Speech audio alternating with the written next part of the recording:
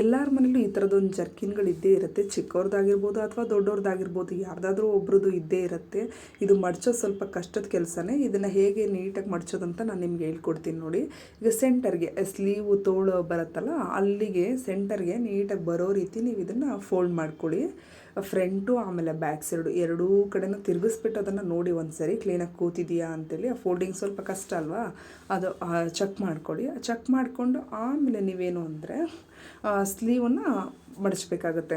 ಇವು ಏನು ಗೊತ್ತಾ, ಜರ್ನಿ ಟೈಮಲ್ಲೆಲ್ಲ ನಾವು ಇದನ್ನು ಸ್ವಲ್ಪ ತೊಗೊಂಡೋಗೋದು ಸ್ವಲ್ಪ ಕಷ್ಟನೇ. ಸ್ಪೇಸ್ ಸಿಕ್ಕಾಬಿಟ್ಟೆ ಹಿಡಿದ್ಬಿಡತ್ತೆ. ಇವುಗಳಿಗೆ ಹಿಡಿದ್ಬಿಟ್ರೆ ಬೇರೆ ಬಟ್ಟೆಗಳನ್ನ ತೊಗೊಂಡೋಗೋದು ಸ್ವಲ್ಪ ಕಷ್ಟ ಆಗುತ್ತೆ. ಈ ಸೂಟ್ ಕೇಸ್ಗಳಾಗಿರ್ಬೋದು ಅಥವಾ ಬ್ಯಾಗಲ್ಲೇ ಆಗಿರ್ಬೋದು, ಅದನ್ನು ಸ್ವಲ್ಪ ಕಷ್ಟ ಆಗುತ್ತೆ ತೊಗೊಂಡೋಗೋದು. ಈ ರೀತಿ ಫೋಲ್ಡ್ ಮಾಡ್ಕೊಂಡು ನೀವು ತೊಗೊಂಡೋಗೋದ್ರಿಂದ ಈಸಿಯಾಗಿ ಆರಾಮಾಗಿ ಸುಮಾರು ಬಟ್ಟೆಗಳನ್ನೆಲ್ಲ ನೀವು ತೊಗೊಂಡೋಗ್ಬೋದು. ನೋಡಿ, ಈ ರೀತಿ ಸ್ಲೀವನ್ನು ಈ ರೀತಿ ಒಳಗಡೆ ಹಾಕ್ಬಿಡಿ. ಒಂದು ಫೋಲ್ಡ್ ಆಗಿ ಆಮೇಲೆ ಎರಡನೇ ಫೋಲ್ಡಿಗೆ ಒಳಗಡೆ ಸೇರಿಸ್ಬಿಡಿ. ಅದೇ ರೀತಿ ಈ ಕಡೆ ಸ್ಲೀವ್ನು ಹಾಗೇನೇ ಒಂದು ಸರಿ ಫೋಲ್ಡ್ ಮಾಡಿ ಆಮೇಲೆ ಎರಡನೇ ಫೋಲ್ಡನ್ನ ಒಳಗಡೆ ಸೇರಿಸ್ಬಿಡಿ. ನೋಡಿ, ಈಗ ನಾನು ಸೇರಿಸ್ತಾ ಇದ್ದೀನಲ್ಲ, ಈ ರೀತಿ ಕ್ಲೀನಾಗಿ ಒಳಗಡೆ ಹೋಗ್ಬಿಡತ್ತೆ. ಆಮೇಲೆ ಈಗ ಕುತ್ತಿಗೆ ಭಾಗದ್ದೇನಿದೆಯಲ್ಲ, ಅದು ಒಂದೇ ಸರಿ ಹೋಗೋದಿಲ್ಲ. ಅದು ಸ್ವಲ್ಪ ಲೆಂತ್ ಜಾಸ್ತಿ ಇರೋದ್ರಿಂದ ನೀವು ಒಂದು ಸರಿ ಒಂದು ಫೋಲ್ಡ್ ಮಾಡಿ ಆಮೇಲೆ ಎರಡನೇ ಫೋಲ್ಡನ್ನ ಅದ್ರ ಒಳಗಡೆ ನೀಟಾಗಿ ಹಾಕ್ಬಿಡಿ. ಅದು ಹಾಕ್ಬಿಟ್ರೆ ನೀಟಾಗಿ ಕೂತ್ಕೊಂಡ್ಬಿಡುತ್ತೆ, ಒಳಗಡೆ ನೀಟಾಗಿ ಆಗುತ್ತೆ. ಅದೇನು ಬಿಚ್ಕೊಳ್ಳೋದಿಲ್ಲ. ಆಮೇಲೆ ನೀವು ಸೂಟ್ ಕೇಸಲ್ಲಾದರೂ ಆಗಿರ್ಬೋದು ಅಥವಾ ಮನೆಯಲ್ಲಿ ಬೀರುಳ್ಳು ಆಗಿರ್ಬೋದು, ನೀಟಾಗಿ ಕ್ಲೀನಾಗಿ ಎತ್ತಿಡ್ಬೋದು. ಆಮೇಲೆ ಜಾಗನೂ ತುಂಬ ಉಳಿಯುತ್ತೆ. ನಿಮಗಿದು ಈ ಟಿಪ್ ಇಷ್ಟ ಆಗುತ್ತೆ ಅಂತ ನಾನು ಅಂದ್ಕೊಳ್ತೀನಿ.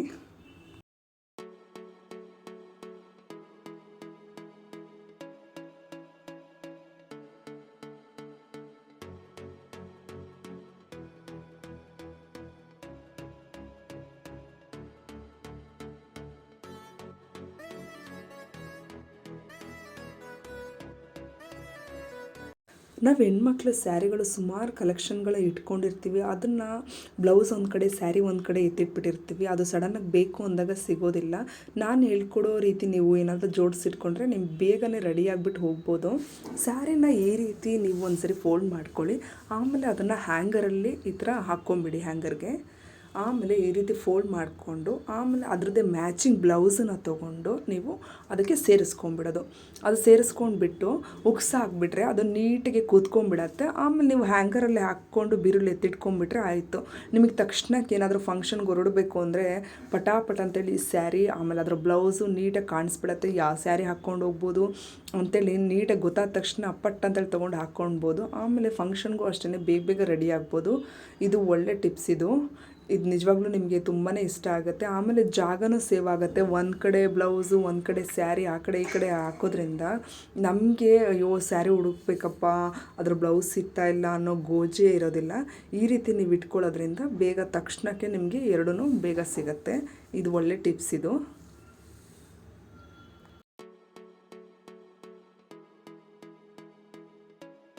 ಜರ್ನಿ ಟೈಮಲ್ಲಿ ನಾವು ಬಟ್ಟೆಗಳನ್ನ ಜೋಡಿಸ್ಕೊಂಡು ಹೋಗೋದು ಒಂದು ಚಾಲೆಂಜಿಂಗೇ ಆಗುತ್ತೆ.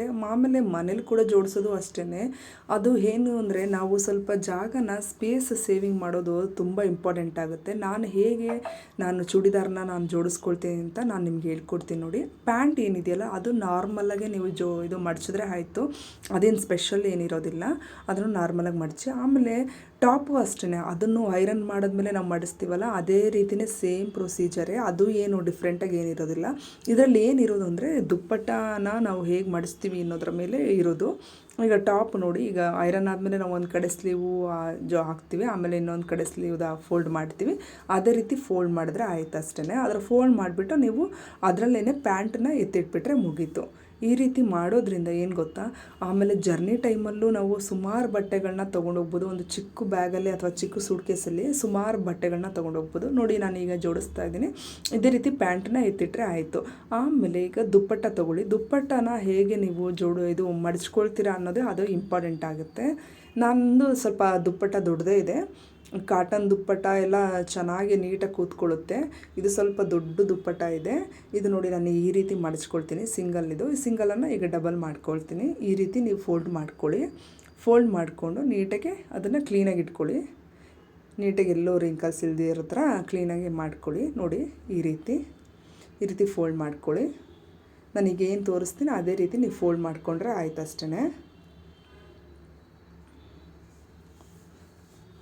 ಮನೇಲೂ ಅಷ್ಟೇ ಈ ರೀತಿ ಜೋಡಿಸ್ಕೊಂಡ್ರೆ ನಿಜವಾಗ್ಲೂ ಸಿಕ್ಕಾಪಟ್ಟೆ ಸ್ಪೇಸ್ ಸೇವ್ ಆಗುತ್ತೆ. ಆಮೇಲೆ ಸುಮಾರು ಬಟ್ಟೆಗಳನ್ನ ಕಡಿಮೆ ಜಾಗದಲ್ಲಿ ನೀವು ಎತ್ತಿಡ್ಕೋಬೋದು. ಈ ರೀತಿ ಒಂದು ಫೋಲ್ಡನ್ನ ಮಾಡ್ಕೊಳ್ಳಿ. ನೀವು ಕ್ಲೀನಾಗಿ ಎಲ್ಲ ಕಡೆ ನೀಟಾಗಿ ಕರೆಕ್ಟಾಗಿ ಕೂತಿದೆಯಾ ಅಂತೇಳ್ಬಿಟ್ಟು ನೋಡ್ಕೊಳ್ಳಿ, ಚೆಕ್ ಮಾಡ್ಕೊಳ್ಳಿ. ಆಮೇಲೆ ಮಧ್ಯಕ್ಕೆ ಬರೋ ರೀತಿ, ಆಮೇಲೆ ಉಲ್ಟಾ ತಿರುಗಿಸ್ಕೊಳ್ಳಿ. ಫಸ್ಟು ಅದು ಫೋಲ್ಡ್ ಆದಮೇಲೆ ಉಲ್ಟಾ ತಿರುಗಿಸ್ಕೊಳ್ಳಿ. ಆಮೇಲೆ ಮಧ್ಯಕ್ಕೆ ಬರೋ ರೀತಿ ಒಂದು ಫೋಲ್ಡನ್ನ ಈ ಒಂದು ಸೈಡು ಮಧ್ಯಕ್ಕೆ ಬರೋ ರೀತಿ ಮಾಡ್ಕೊಳ್ಳಿ. ಅದೇ ಮತ್ತೆ ಇನ್ನೊಂದು ಸೈಡು ಕ್ಲೀನಾಗಿ ಮತ್ತೆ ಫುಲ್ ಕೂತ್ಕೊಂಡ್ಬಿಡ್ಬೇಕು. ಆ ರೀತಿ ಮಾಡ್ಕೊಳ್ಳಿ, ಮಡಚ್ಕೊಳ್ಳಿ ಅಷ್ಟೇ. ಈ ರೀತಿ ಮಡಚ್ಕೊಂಡ್ರೆ ಮುಗೀತು. ಆಮೇಲೆ ಈ ಸೈಡು ನಾನೀಗ ಬಟ್ಟೆ ಇಡ್ತೇನೆ ನೋಡಿ, ಟಾಪು ಮತ್ತು ಪ್ಯಾಂಟನ್ನು ಈ ಸೈಡ್ ನಾನು ಇಡ್ತೀನಿ. ಇದೇ ರೀತಿ ನೀವು ಇದೇ ರೀತಿ ಜೋಡಿಸ್ಕೊಳ್ಳಿ. ಆಮೇಲೆ ಏನಿಲ್ಲ, ಆ ಸೈಡು ಕ್ಲೀನಾಗಿ ಮಡಚ್ಕೊಂಡು ಬಂದರೆ ಆಯಿತು. ಈಗ ನೋಡಿ ನಾನು ತೋರಿಸ್ತಾ ಇದ್ದೀನಿ, ಅದೇ ರೀತಿ ನೀವು ಮಾಡಿ ನೀಟಾಗಿ. ಎಷ್ಟು ನೀಟಾಗಿ ಕೂತ್ಕೊಳ್ಳುತ್ತೆ ಅಂದರೆ ಆಮೇಲೆ ಐರನ್ ಕೂಡ ಹಾಳಾಗೋದಿಲ್ಲ. ನೀವು ಹೇಗೆ ಐರನ್ ಮಾಡಿ ಎತ್ತಿಟ್ಟಿರ್ತೀರ ಅದೇ ರೀತಿ ನೀವು ಯೂಸ್ ಮಾಡೋವಾಗಲೂ ಹಾಗೆ ನೀಟಾಗಿರುತ್ತೆ. ಈ ರೀತಿ ಮಾಡ್ಕೊಂಡು ಹೋಗೋದ್ರಿಂದ ನಮಗೆ ಸೂಟ್ಕೇಸಲ್ಲಿ ನೀಟಾಗಿ ಸುಮಾರು ಬಟ್ಟೆಗಳನ್ನ ನಾವು ಎತ್ತಿಡ್ಕೊಂಡು ಹೋಗ್ಬೋದು. ಆಮೇಲೆ ಮನೆಯಲ್ಲೂ ಕೂಡ ನೀಟಾಗಿ ಎತ್ತಿಡೋದ್ರಿಂದ ನಮಗೆ ತಕ್ಷಣಕ್ಕೇ ಅದ್ರದ್ದು ಸೆಟ್ಟೆಲ್ಲ ಸಿಗೋದ್ರಿಂದ ಬೇಗ ಪಟಾಪಟ ಅಂತೇಳಿ ರೆಡಿನೂ ಕೂಡ ಆಗ್ಬೋದು.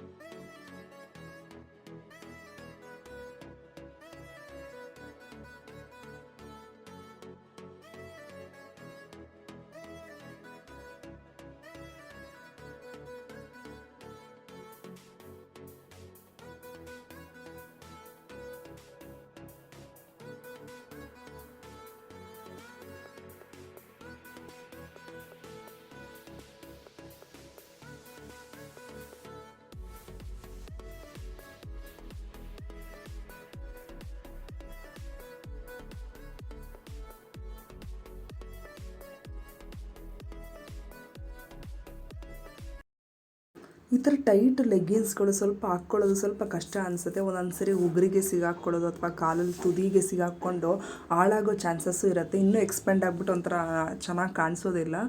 ಇದಕ್ಕೆ ನಾನು ಒಂದು ಒಳ್ಳೆ ಐಡಿಯಾ ಹೇಳ್ಕೊಡ್ತೀನಿ ನೋಡಿ. ನಾವು ಫಸ್ಟು ಒಂದು ಎಂಟಿ ಕವರ್ಗಳು, ಪ್ಲಾಸ್ಟಿಕ್ ಕವರು, ನಿಮಗೆ ಯಾವುದಾದ್ರೂ ಟ್ರಾನ್ಸ್ಪರೆಂಟ್ ಕವರ್ ಆಗಿರ್ಬೋದು ಅಥವಾ ಈ ಥರ ಕವರ್ಗಳು ಸಿಗುತ್ತಲ್ವ, ಅದನ್ನು ಈ ಥರ ಕಾಲಿಗೆ ಹಾಕ್ಕೊಳ್ಳಿ. ಆಮೇಲೆ ಆ ಟೈಟಾಗಿರುವಂಥ ಲೆಗ್ಗಿಂಗ್ಸ್ಗಳನ್ನ ಈಸಿಯಾಗಿ ಎಷ್ಟು ನೀಟಾಗಿ ಹಾಕ್ಕೋಬೋದು ನೋಡಿ. ಕ್ಲೀನಾಗಿ ಹೋಗ್ಬಿಡುತ್ತೆ. ಆಮೇಲೆ ಆ ಬೆರಳಿಗೂ ಕೂಡ ನಿಮಗೆ ಸಿಗಾಕ್ಕೊಳ್ಳೋದಿಲ್ಲ, ನೀಟಾಗಿ ಹಾಕ್ಕೊಳ್ಬೋದು, ಫಾಸ್ಟ್ಗೂ ಹಾಕ್ಕೋಬೋದು. ಲೆಗ್ಗಿಂಗ್ಸ್ ಕೂಡ ಹಾಳಾಗಲ್ಲ. ಎಷ್ಟು ಚೆನ್ನಾಗಿದೆ ಅಲ್ವಾ ಐಡಿಯಾ.